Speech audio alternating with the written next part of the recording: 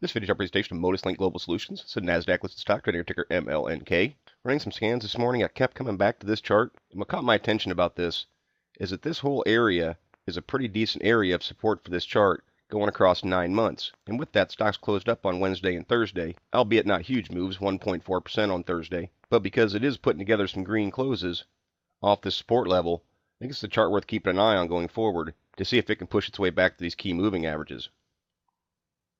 Not getting a lot from the MACD histogram, maybe a slight uptrend. Means possibly a bullish cross could be coming. Got to be careful of head fakes. You can see through here. Looked like it was going to roll and make a turn. 12 bounced off the 26. Did it again a couple weeks later.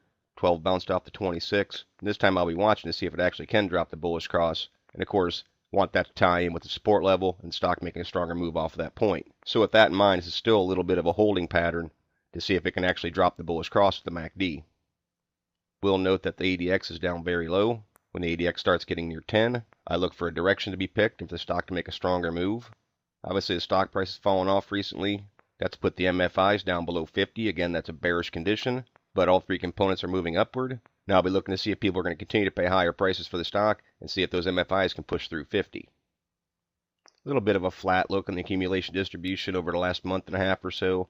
Across 2 months, yes, it's making a higher low, but it needs to start going through and making some higher highs as well to show that there's more buying pressure in this stock than selling pressure. You can see by the shake and money flow being in the red, that indicates that over the last 20 periods, selling pressure is outweighing buying pressure. But I'll just pay attention for it to make a move upward, eventually try and break back into the green, show that buying pressure is once again dominant. CCI just now breaking through negative 100. An official buy signal doesn't come in from the CCI until a break of 100, but this move through negative 100, bottom feeders will use as a buy point, and it will be a hold unless it breaks back down through negative 100. Full still, see how difficult it can be to move through 50. Again, that's kind of the benchmark point between bullishness and bearishness and momentum, and it's making a curl, given the early on sign that potentially some bullish momentum is starting to come into the play. But down below 20, that momentum obviously is just not very strong. And the trick's it's a lagging indicator, just not going to get anything from it at this point. Still looking bearish this moment, needs to rotate, start climbing upward, similar to through here, where it's showing some bullish strength to trend. But again, it's a lagging indicator. RSIs are moving upward, and again, coming upon that key point of trying to break above 50 to show bullishness. As you can see right through there, break of 50, and then hold. The stock's maintaining bullish momentum, break back down below 50, and you see the momentum coming back out of the play. So the indicators are certainly in a bearish to neutral position, but giving early on signs of some bullishness. And all that just ties in with what I'd say. You can see right through there, this has been a pretty decent area of support.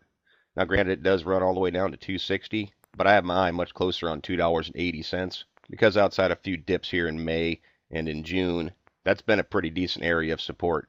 Now if this stock had actually dropped a couple red days and closed below 280, I might have looked at it with a little bit of a different view, thinking maybe it would hold 260. But coming off of that 280 mark and starting to climb upward, really just reinforces the idea that this is a pretty decent area of support. So to that point, that's where I want to see it hold.